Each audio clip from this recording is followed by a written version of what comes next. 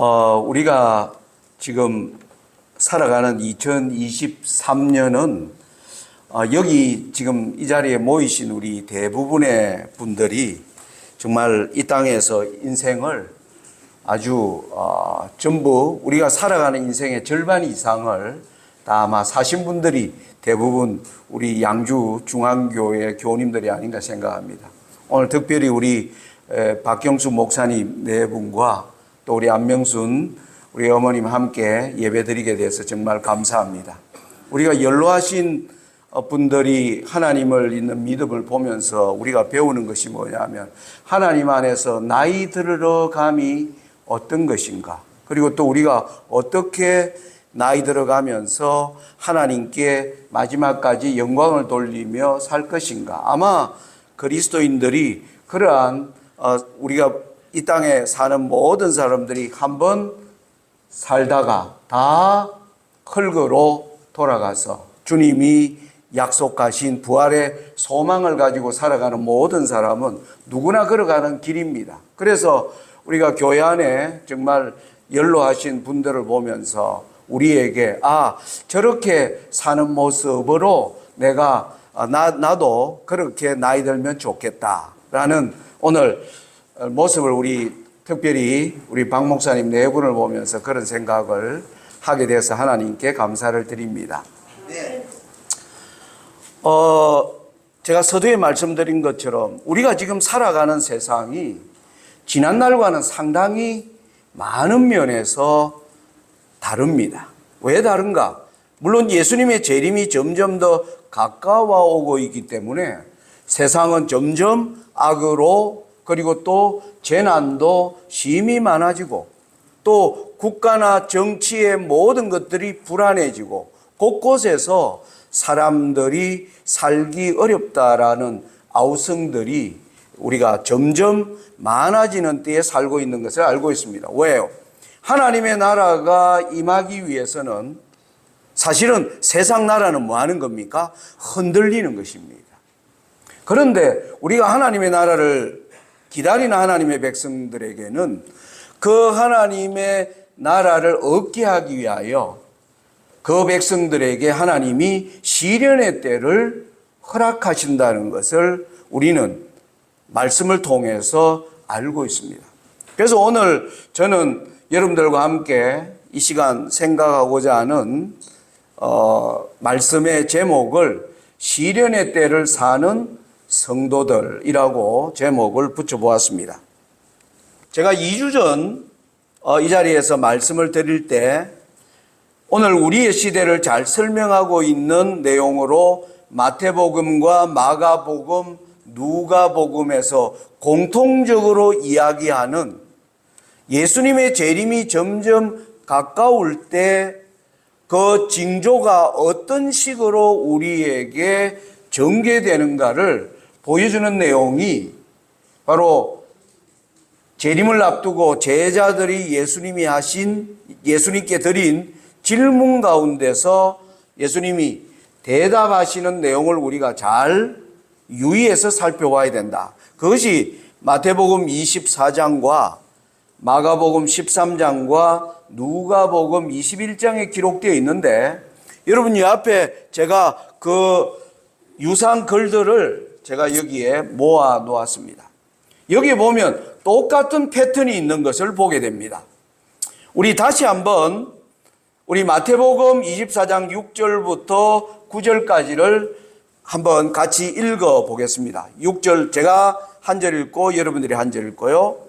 난리와 난리 소문을 듣겠으나 너희는 삼가 두려워 말라. 이런 일이 있어야 돼 끝은 아직 아니니라.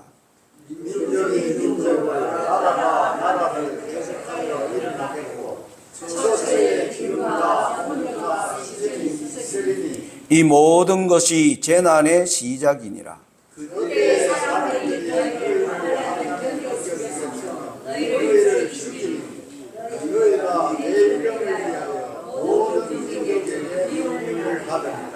여기 보니까 한 패턴이 보입니다. 예수님이 제자들에게 말하면서 너희가 세상을 살면서 수많은 난리의 소문을 계속 들을 것이다. 그런데 그것으로 끝이 나는 것은 아니다. 끝은 무엇으로 이루냐면 민족이 민족을 나라가 나라를 대적하여 이뤄냈고 처처에 지진과 기근과 온역이 있으리니 이는 재난의 시작을 알린다. 그런데 이 재난의 시작은 하나님의 백성이 주는 경고가 뭐냐면 9절에 그때의 사람들이 너희를 환난에 넘겨줄 것이다. 세 가지 어떤 패턴이 나옵니다. 난리와 난리의 소문을 듣겠으나 그거로 끝이 이루어지는 것은 아니다. 그게 첫 번째입니다. 두 번째는 처처의 기근과 지진과 온역 전염병과 수많은 전쟁의 소식을 듣는데 이게 바로 재난이 본물처럼 일어나는 이 시작의 때가 오는데 이것이 너희를 환난에 넘겨주는 일이 된다. 이게 패턴입니다.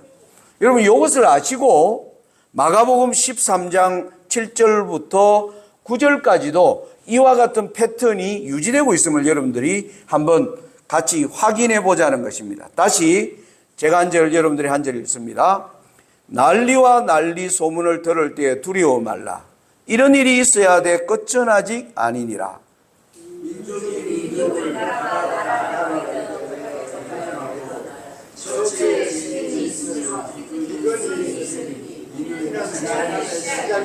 너희는 스스로 조심하라. 사람들이 너희를 공회에 넘겨주겠고 너희를 회당에서 매질하겠으며 나를 인하여 너희가 관장들과 임금들 앞에 서리니 이는 저희에게 증거되려 함이라. 여러분 같은 패턴이 보이십니까?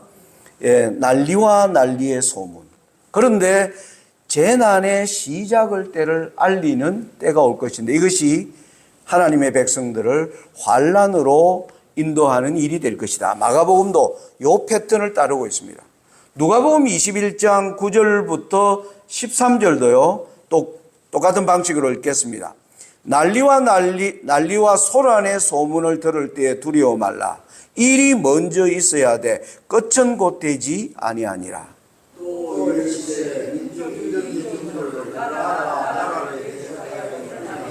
처처에 큰 지진과 기근과 온역이 있겠고 또 무슨 일과 하늘로서 큰 징조들이 있으리라. 이 모든 일이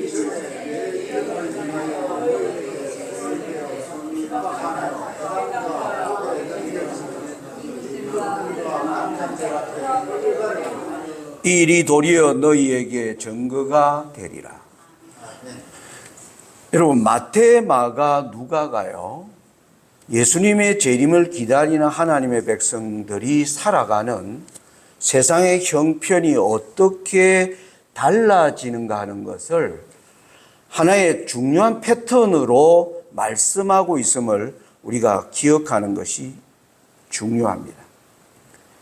세 가지 패턴이 있다는 거 말씀드렸습니다. 난리와 난리의 소문을 듣겠으나 그것이 끝은 아니다. 끝을 알리는 것은 뭐냐면은 곳곳에서 민족이 민족을 나라가 나라를 대적하여 일어나고 처처에 지진, 기근, 전염병 이런 일들이 일어날 것이고 이 일과 아울러 너희를 환난에 넘겨주는 이 일이 바로 끝을 이루는 것이다 라는 것이 예수님이 말씀하신 패턴입니다. 여러분 우리는 지금 살면서 최근에 코로나 팬데믹이 일어나기 전과 후의 세상이 완전히 다르다는 것을 세상 사람들도 인식하고 있습니다. 여러분 생각해 보세요. 우리 전염병 2019년 12월부터 2023년 5월 말에 세계 이 보건기구에서 엔데믹 선언을 했는데 여러분 코로나가 사실은 끝난 게 아니잖아요. 요즘 다시 환자 수가 하루에 지금 4만 명이 넘어가고 있다. 그래서 다시 마스크를 써야 되나 국가가 지금 고민하는 지경에 있습니다. 자, 그런데 아무튼 약 3년 이상 동안 진행된 이 전염병을 여러분 생각해 보세요. 그 이전에도 전염병이 있었습니까? 없었습니까? 있었죠. 우리 21세기 들어와서 2003년에 사스라고 하는 전염병이 돌아왔어요. 똑같은 코로나 바이러스가 일으켰습니다. 2015년에는 메르스 낙타에게서 이 코로나 바이러스가 인간에게 전파되는 그 전염병, 그 전염병과 이번에 일어난 코로나 바이러스이 뭐가 다릅니까? 앞에 있었던 전염병은요, 우리가 소문으로 들었어요. 뉴스를 통해서. 우리에게 직접 어떤 그 일들이 미치는 것을 우리가 경험하지 못했습니다. 몇 개월 뉴스에서 수많은 여러 나라들에서 환자들에 대한 이야기를 우리가 소문으로 들었습니다. 그런데 이번 최근에 일어난 팬데믹은 우리 모두에게 뭐 하는 겁니까? 이것이 심각한 재난으로 다가오는 걸 느끼기 시작했습니다. 여러분, 이 코로나는 왔을 때 모든 게 셧다운 되어버렸습니다. 회사가 문을 닫았어요. 사람들이 비행기를 타고 여행하던 일들이 뭐해서 중단돼 버렸습니다. 여러분, 학교가 문을 닫았습니다. 교회가요, 예배를 드리지 못하도록 국가가 조치를 했습니다. 맞습니까? 극장도요, 드디어 문을 닫았습니다. 공연, 수많은 사람들 모아놓은 거, 대중들을 모아놓고 가수들이나 연극으로 먹고 사는 사람들이, 야, 이거 앞으로 우리 먹고 살 길이 막면, 공연이 취소되었습니다. 스포츠요, 관중 없이 스포츠도 취소되었습니다. 자영업하는 식당 뭘 하는 수많은 사람들이 많은 겁니까? 사람들이 오지 않는, 우리 모두에게 다 뭐가 왔어요? 이 재난이 우리 모두가 다 느끼는 재난으로 온 겁니다. 거기에 뭐가 다른가? 옛날에 전염병은 소문으로 들었던 재난이 각자가 겪는 재난으로 바뀐 것입니다. 이게 다른 것입니다. 무슨 말인지 아시겠어요? 이 코로나로 말미암아 이후에 일어나는 지금 기후위기라든지 이 모든 것 또한 옛날에는 소문으로만 들었는데 이게 뭐 하는 겁니까? 우리에게 직접 닥치는 재난으로 온 것입니다. 예수님이 말씀하는 패턴으로 지금 코로나로 말미암아 변화된 것을 우리가 기억해야 합니다. 지금까지 소문으로만 듣던 재난이 이제 일어나면 우리 각자의 삶에 뭐 하는 겁니까? 깊은 영향을 미치는 것입니다. 그러니까 지금 사람들이 뭘 얘기하느냐 하면 뉴 노멀을 이야기하기 시작합니다. 여러분, 뉴 노멀, 그게 영어로 쓰면 이렇습니다. 새로운 삶의 방식이 있어야 된다. 그러니까 옛날 방식으로는 살면 안 된다. 이게 하나님 안 믿는 전 세상이 그 얘기를 합니다. 윤석열 대통령이 나토 정상회의 때 이 국가가 지금 물난리로 난리되어 있는데 대통령이 밖에 나가서 한국이 시끄러웠습니다. 왜 그렇게 시끄럽습니까? 전 국민이 지금 이 재앙에 대하여 심각하게 느낀다는 것입니다. 그래서 대통령이 귀국하자마자 한 말이, 장관들 모아놓고 한 말이, 예전에 재난을 대처하는 방식과는 이제는 뭐하다? 다르다. 새로운 방식을 만들어야 된다. 이게 전 세계적인 형상이 되었습니다. 뉴 노멀, 새로운 방식. 왜? 세상이 바뀌었다는 거예요. 세상이 바뀌었다. 그러면 저와 여러분, 교회는 이러한 세상의 변화 속에서 저와 여러분은 어떤 우리가 생각으로, 어떤 자세로 살아가야 할 것인가? 여러분 깊이 아마 여러분 생각하실 거라고 그렇게 믿습니다. 아까 본 것처럼 마태복음 24장, 마가복음, 누가복음 모두가 말하는 패턴이 세 가지 패턴은 여러분 꼭 기억해요. 난리의 소문을 듣습니다. 이제 그 시대가 지나간 것입니다. 이제 우리는 직접 재난을 경험합니다. 이 재난이 바로 내 자식, 내 형제, 그리고 나에게까지 이제 이런 재난이 오는 시대로 우리는 이미 뭐했다? 진입해 들어갔다는 것입니다. 그러면 이 직접 재난을 경험할 때가 되면 우리에게 그 다음에는 뭐가 다가오는 것입니까? 교회가 시련의 때를 맞이하는 것입니다.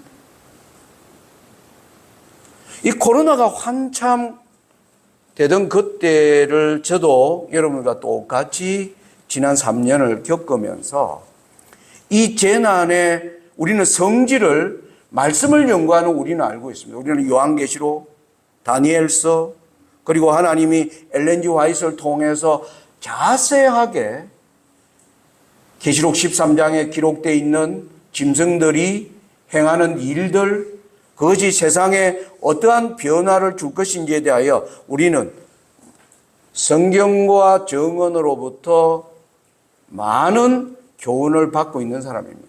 그래서 이런 일들이 오는 걸 보면서 여러분의 마음속에, 제 마음속에도 우리 아내와 함께 생각하는 게 뭐냐면 우리가 다가오는 시련의 때를 어떻게 준비해야 되는가? 지나간 삶의 방식을 그대로 계속 살아도 되는가? 여러분, 어떤 사람은, 압도적인 사람은 그렇게 살아갑니다. 어떤 사회학자가 그런 발표를 했습니다. 세상에 수많은 일이 생기대요. 인구의 80% 정도는요, 어떻게 생각하느냐 하면, 어떻게 되겠지. 세상 종말을 얘기해도 죽으면 그러면 다 죽지 별 수 있나? 이렇게 80%는 그렇게 산답니다. 학자들이 통계를 내보면 10명에 8명은요 무슨 일이 나도 안 바꾼대요. 옛날에 먹던 거 그대로 먹고 하고 싶은 거 그대로 하고요. 그러면서 속으로 무슨 생각한다는 거예요? 나만 죽는 거 아니잖아. 다 죽는 건데 그리고 또 어떤 사람들은 그 중에 이제 나머지 두 사람은 야 이거 어떻게 해야 되지? 이렇게 고민한다는 거예요. 학자들이 이 통계를 내보니까 그 2명 중에 1명은 또 어떻게 사느냐 하면 고민하면서도 그래도 나라가 여기에 대하여 어떤 대책을 세우지 않겠는가. 그리고 세상에는 뛰어난 뭐가 많습니까? 정치가, 또 철학자, 기술이 좋은 과학자, 수많은 이런 것들이 어떤 방법을 방안에 낼 거라고 한 명은 또 그렇게, 그러니까 90%는 사실은 여기에 대하여 뭐 하는 겁니까? 내가 어떤 변화를 가져야 되는가 생각지 않는다는 겁니다. 10명 중에 1명 정도가요, 이거 뭘 바꿔야 되지? 고민하는 사람은 이 정도 사람이라는 것입니다. 제가 이 때를 맞이하면서 어떻게 살아야 되는가? 저는 그 10명 중에 1명의 사람이 아닐까. 우리 여기에 모인 사람들은 아마 그런 부류에 들어가는 게 여러분 어디 동의하십니까? 아니면 나는 9명 중에 하나라고 생각하시는지. 자, 근데 이때를 위해서 제가 최근에 경험한 제 아내와 함께 경험한 이야기를 좀 오늘 실제적인 이야기를 좀 하려고 합니다. 여러분 여기 한 여자아이가 나오죠. 어떻게 얼굴이 잘 보입니까? 예. 예. 아주 참 예쁜 여자아이입니다. 바로 저희 딸 이름이 손민성. 세상에 태어나서 9년을 살다가 작년 12월 25일 성탄절에 하나님 앞에서 하나님 안에서 잠든 저희 딸의 이야기를 좀 제가 하려고 합니다. 이 아이가 작년 12월 25일에 하나님 안에서 잠들었는데요. 이 아이가 잠들기 전에, 그러니까 2년 전에 이 양산 부산대병원에서 큰 수술을 했습니다. 이 수술이 얼마나 위험한 수술이냐면 아이의 이 심장, 가슴을 다 칼로 여는 수술이었습니다. 그러면서 이 수술을 우리 집 사람이 자꾸 눈물을 흘리니까 제가 그래 이 얘기할 때, 제 마음에 오늘 또 하나님께 기도할 때 하나님 제가 이 얘기를 하면서 제가 눈물을 보이지 않게 해달라고 기도했는데, 예, 아내가 잘 이겨내기를 바랍니다.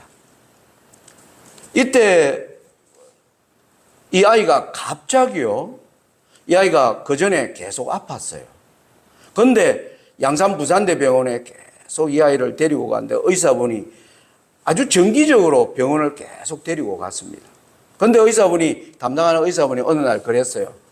이 아이의 얼굴이 갑자기 부어오른다든지 이런 증세가 나타나면 빨리 바로 뭐 연락할 필요 없이 빨리 병원으로 와야 된다. 그런 얘기를 이제 저희들이 들으면서 이 아이를 키우고 있었습니다. 그런데 그런 얘기를 들은 지 수개월이 지날 동안 아이에게 그런 증상은 없었어요. 그런데 재작년 이제 약 가을에 접어들 때 제가 어느 교회에 주말 부흥회를 하고 집으로 들어갔는데 아내가 제게 여보, 저 민성이 얼굴 한번 보라고 그래요. 그래서 제가 보니까 아이 얼굴이 부어 있었습니다. 그때 의사가 한 말이 아주 딱 떠올랐어요. 부어오르면 무조건 빨리 데리고 오라. 그래서 그 다음 날이 일요일이었기 때문에 근데 의사가 그 당시에 부어오르면 무슨 일이 있다는 말은 안 해줬어요. 빨리 데려오라고 하죠. 그러니까 그 다음 날이 일요일이기 때문에 뭐 병원에 데려갈 수가 없고 안식일 밤에 이 현상을 보고 일요일 둘이서 가슴을 졸이면서 이게 무슨 일이지? 이 아이에게 무슨 일이 오는 건가? 왜 의사가 이렇게 말했지? 라고 하는 그러한 마음이 있었습니다. 그런데 이제 월요일 날 데리고 갔더니 의사가 하는 말이 이 아이를 이대로 두면 일주일 내지 열흘 산다는 거예요. 이제 떠난다는 겁니다. 그런데 이때 이 아이가 만으로 아직 8살이 안 됐습니다. 만으로 7살하고 약 10개월 되었다. 아주 어린아이였습니다.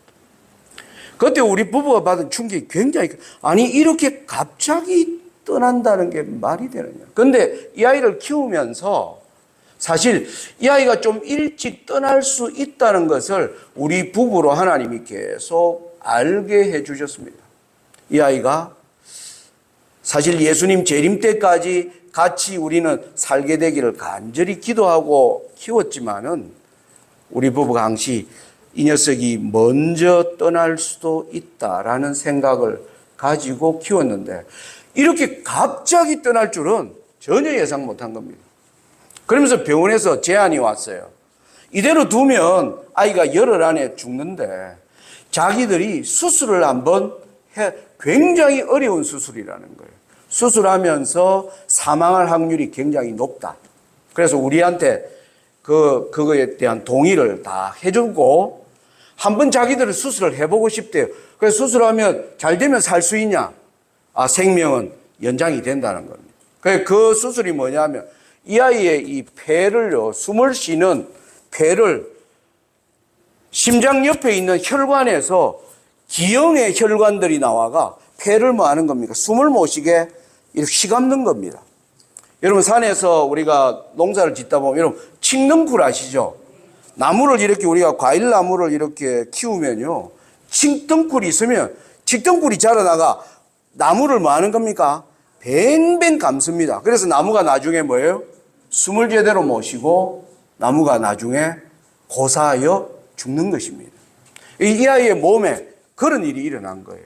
그러니까 의사들이 자기들의 기술로 이 혈관들을, 기형혈관들을 다 잘라내는 수술인데 8시간 정도 시간이 소요되는 엄청나게 큰 수술이다. 한번 해보려냐? 그런데 사망할 확률이 훨씬 높다.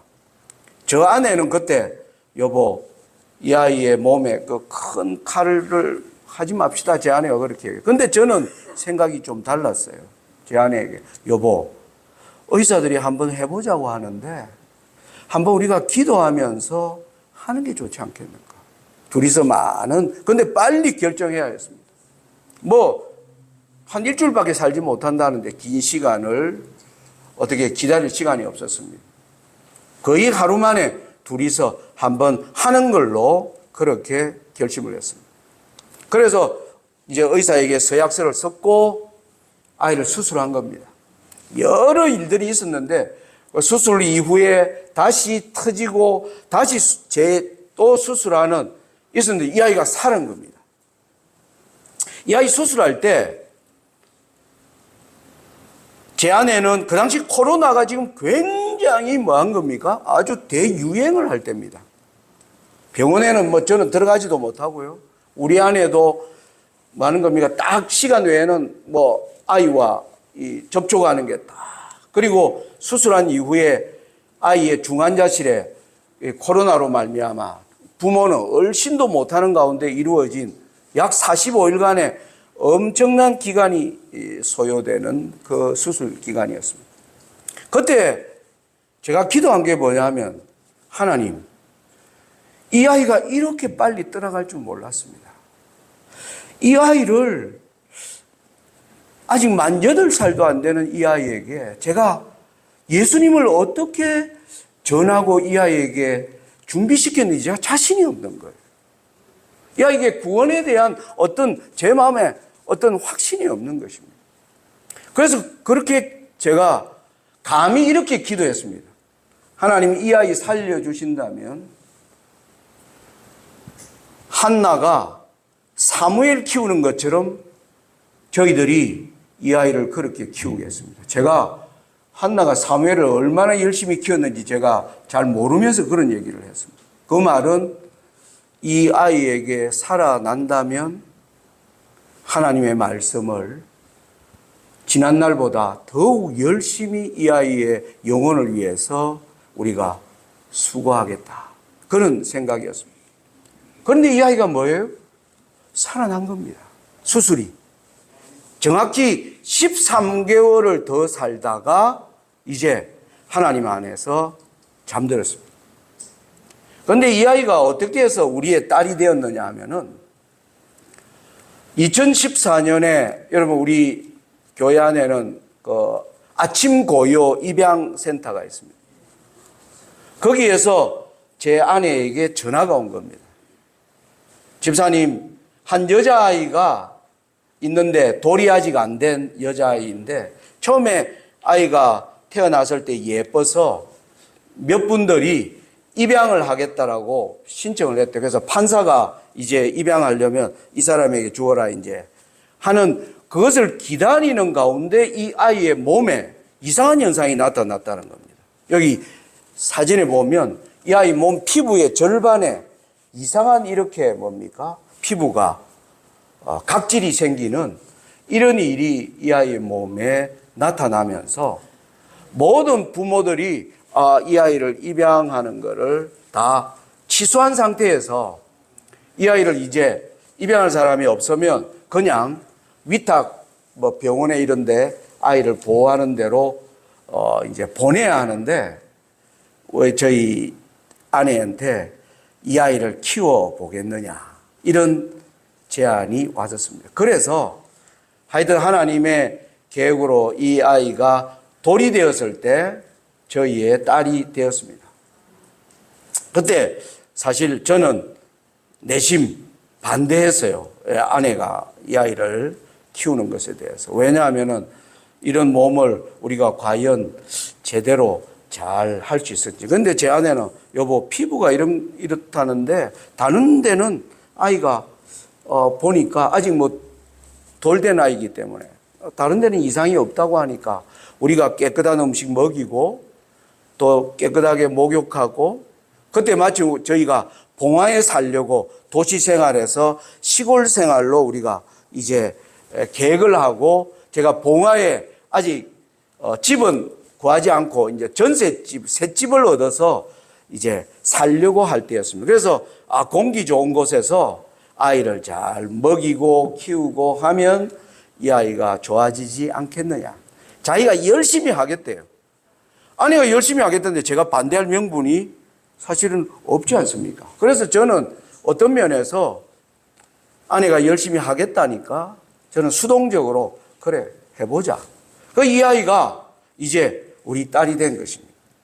여러분, 근데 얼굴에는 이 피부의 문제가 얼굴에는 전혀 없었어요. 여기 나오는 이 아이가 4살 때 사진입니다. 아주 예쁘게 잘 컸습니다. 여러분, 60이 넘어가 아빠, 아빠 하는 소리 듣는 거 여러분, 신기한 경험입니다. 예. 밖에 나가면 뭐예요? 할아버지, 할아버지 하는데, 예? 이 아이가 아빠, 엄마, 예. 우리가 이 아이에게 완전히 빠져버렸습니다. 너무너무 사랑스럽고 귀여웠어요. 그런데 이제 우리가 키운 지 약 3년 정도 되어 갈 때 여러분 다리를 보시면 다리 한쪽이 이렇게 휘어지기 시작했습니다.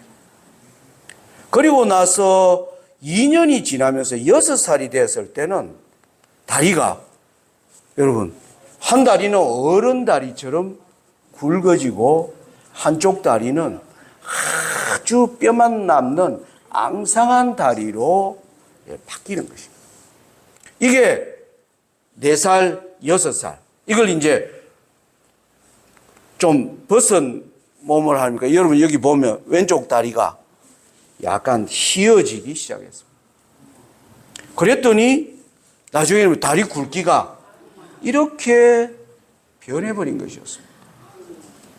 저희들이 다리가 휘어지기 때부터 이 아이를 이제 치료하기 위해서 수많은 병원들을 정말 이 아이와 고속도로 휴게소를 얼마나 많이 지나다니는지 모릅니다. 여러분, 제가 사는 봉화에는 이 아이를 볼 수 있는 병원이 전혀 없습니다. 예. 안동에 가도 없고요. 적어도 서울, 부산 이 지역만. 그래서 처음에 서울 아산병원을 열심히 다녔습니다.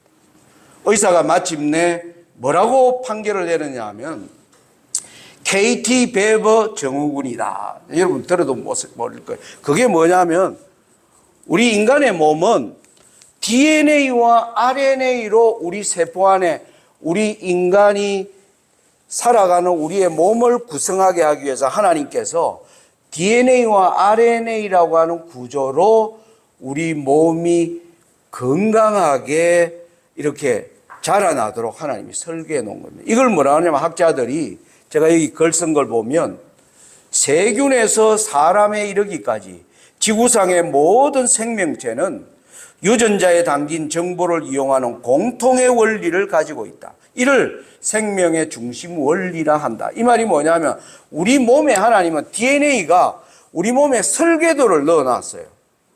이 설계도를 넣어놓으면 이 설계도 따라 어떻게 하라고 지시해주는 기능이 RNA가 하는 기능입니다. DNA와 RNA. 그런데 우리 딸은요, 이게 고장이 났다는 거예요. RNA가 이 아이의 몸의 균형을 잡기 위해서 이렇게 몸을 만들라고 지시해주는 기능이 망가져 있다는 것입니다.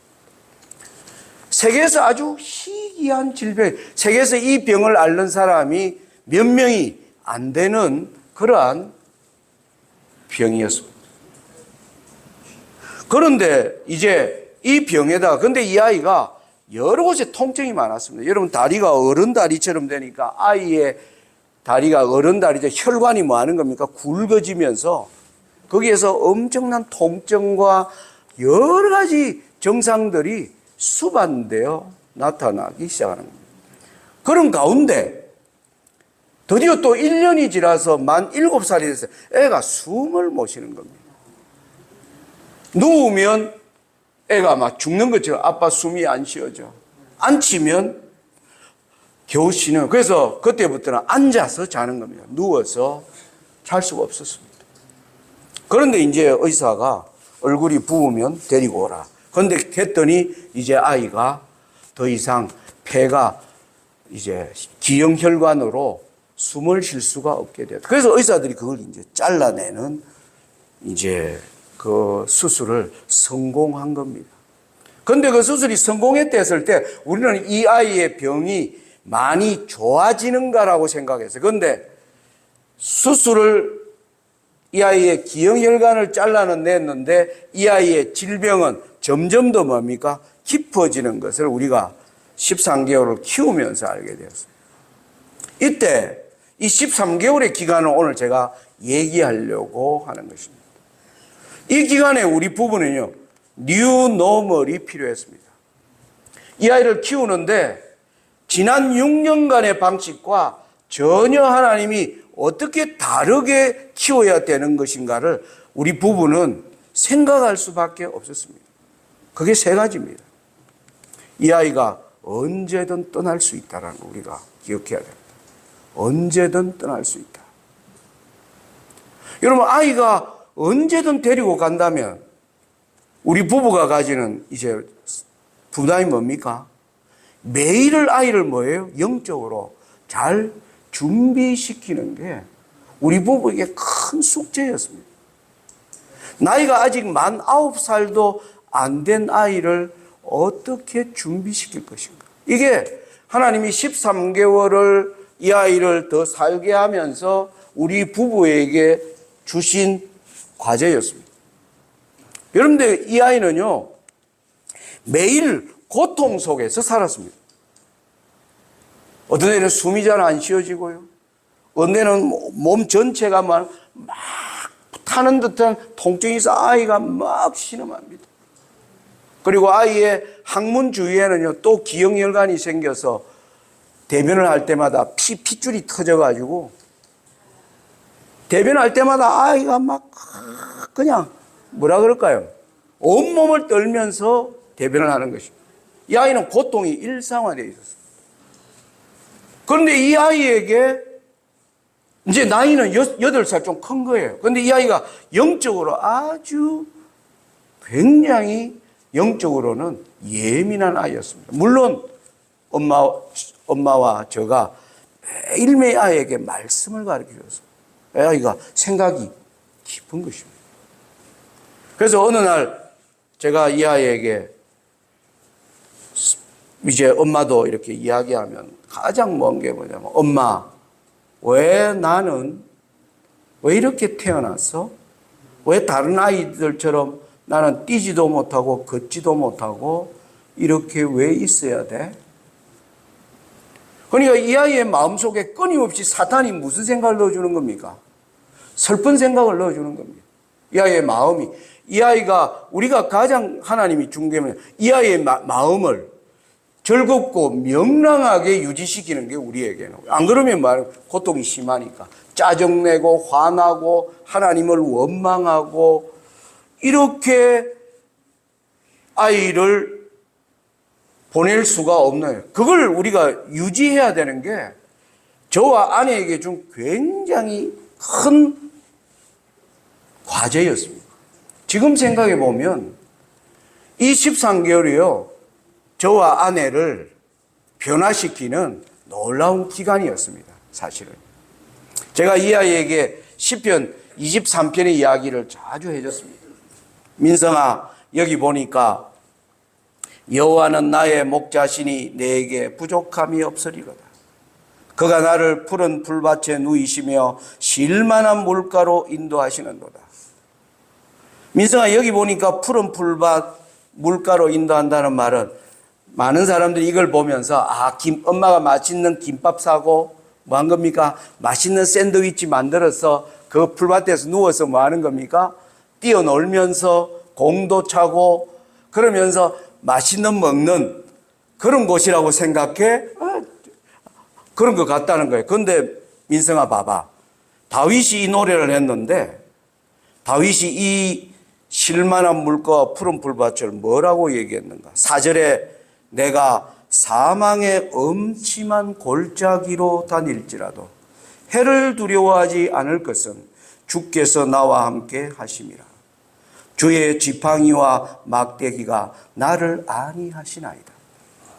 다윗이 푸른 풀밭, 쉴만한 물가라고 한 것은 바로 사망이 뭐 하는 겁니까? 죽음이 나를 엄습하려고 하는 그곳에서 다윗이 푸른 초장을 경험했다는 거예요. 쉴만한 물가를 이 아이에게 그걸 가르쳤습니다.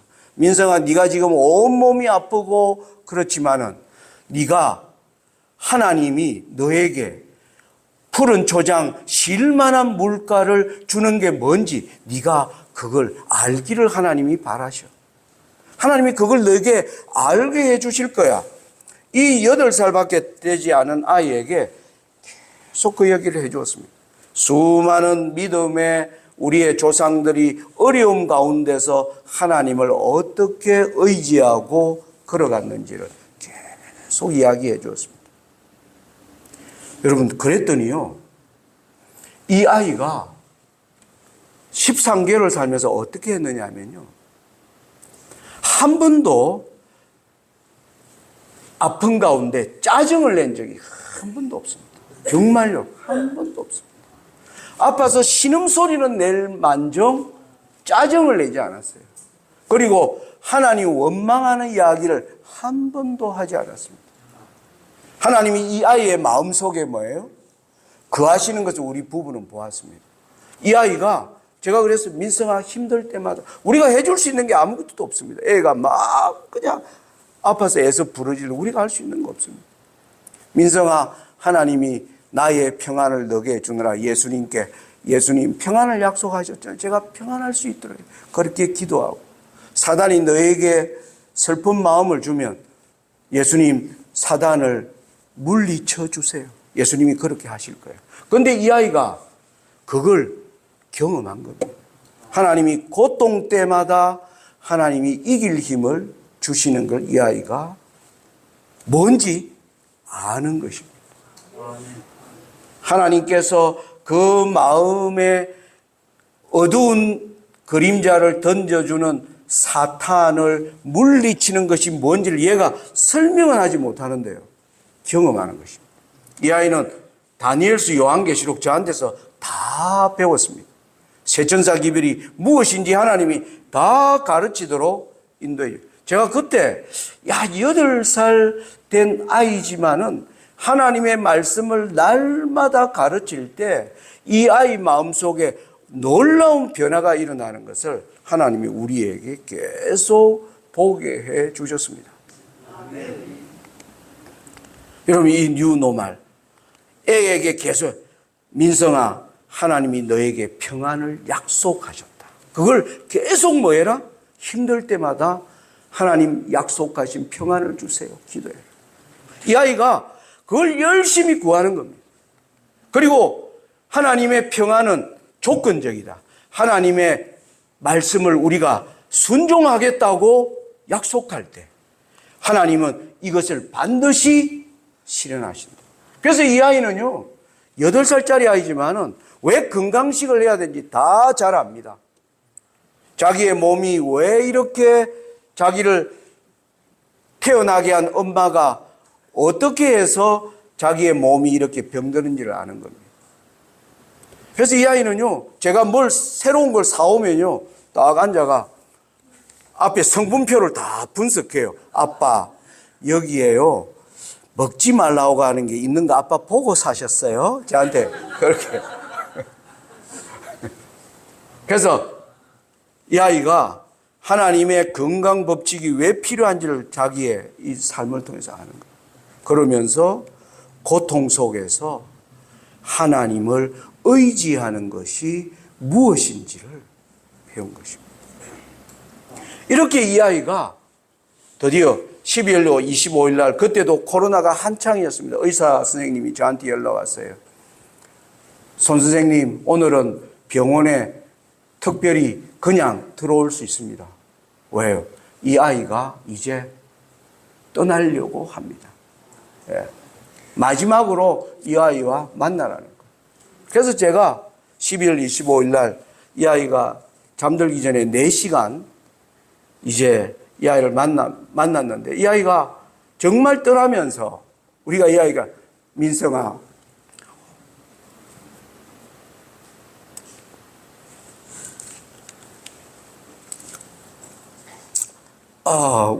우리가 함께 주님의 재림을 기다렸는데 하나님이 널 먼저 데려가시려고 하시다. 아이가 이걸 받아들이게 하는 것이 저희들에게 숙제였습니다. 먼저 떠나는 것. 그런데 아이가 그걸 이해를 해요. 그러면서 이런 말을 했습니다. 아빠, 알겠는데 혼자 가려니까 좀 무서워요.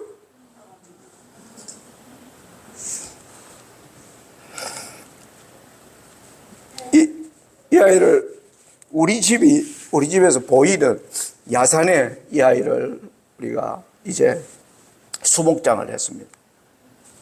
이 아이가 마지막으로 숨지면서 바로 외웠던 성경절이 나는 부활이요 생명이니 나를 믿는 자는 죽어도 살겠고.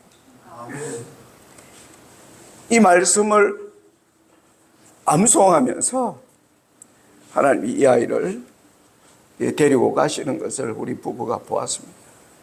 제가 오늘 이 얘기를 왜 하느냐 하면은 이 아이를 키우면서 제가 아까 말씀드렸죠. 이 아이가 갑자기 떠날 수 있다는 것을 우리 부부가 인식하고 살아간 것은 최근에 13개월이었습니다. 그전에는 그런 인식이 없었습니다. 여러분, 세상에 일어나는 이 모든 변화가 지금 우리에게 무엇을 가르쳐 주느냐 하면은 예수님의 우리를 엄습하는 이 시련의 때가 갑자기 뭐하고 다가올 수 있음을 하나님은 우리에게 뭐하고 있다? 말씀하고 있다는 겁니다. 마태복음 16장 1절로 3절에 보면 이런 말씀이 나옵니다. 바리새인들과 사두개인들이 와서 예수를 시험하여 하늘로서 오는 표적 보이기를 청하니 예수께서 대답하여 가라사대 너희가 저녁에 하늘이 붉으면 날이 좋겠다 하고 아침에 하늘이 붉고 흐리면 오늘은 날이 굳겠다 하나니 너희가 청기는 분별하면서 시대의 표적은 분별할 수 없느냐. 하나님이 지금 이 세상을 이렇게 지금 이루어가고 계시는 것은 우리에게 끊임없이 뭐 하는 겁니까? 우리에게 주시는 교훈이 있는 것입니다. 갑자기 이제 그 때가 임할 때로 우리는 지금 뭐 하고 있다? 접어들고 있다는 것입니다.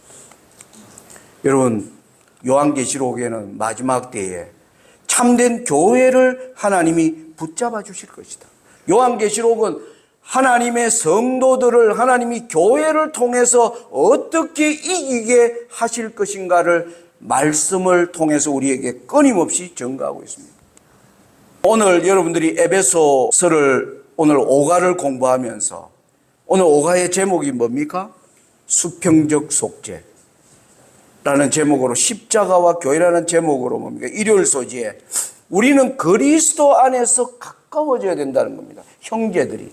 여러분, 우리 그리스도의 피로 산 여러분들이 그리스도 안에서 가까워져 있습니까? 가까워져 있지 않으면 월요일 날 뭐 하라는 겁니까? 화해하라는 것입니다. 화해하려면 어떻게 해야 됩니까? 화요일 소지. 막힌 담, 우리 사이를 화해를 막고 있는 것을 뭐해? 누가 흘어버리기 위하여 하나님께 나오는가 하는 것입니다. 바로 그렇게 하는 사람들이 예수님이 우리의 평화의 사자이심을 알게 되는 것입니다. 이런 사람들이 드디어 교회에 모일 때 바로 교회는 거룩한 성전이 되는 것입니다. 여러분, 이를 위해서 하나님이 지금 우리에게 이러한 일들을 우리에게 맡기시면서 우리에게 하나님의 교회를 우리에게 뭐하고 계십니까? 잘 다스리라고 저와 여러분이 그 위탁을 받고 계신 것입니다. 그 하나님의 앞에 이 교회를 세상 가운데 높이기 위하여 나는 어떤 자리에 있어야 하는가? 여러분, 그 일을 위해 기도하며 달려가는 저와 여러분들이 되시기를 간절히 바랍니다. 오늘 말씀 줄이면서 시편 23편 1절로 6절의 말씀을 제가 한 절 읽고 여러분들이 한 절 읽으면서 오늘 말씀을 마칩니다. 여호와는 나의 목자시니 내게 부족함이 없으리로다.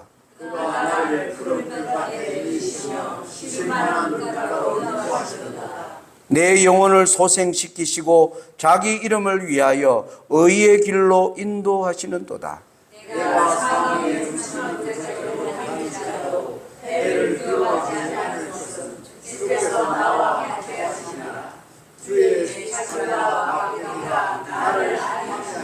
주께서 내 원수의 목전에서 내게 상을 차려주시고 기름을 내 머리에 부으셨으니 내 잔이 넘치나이다.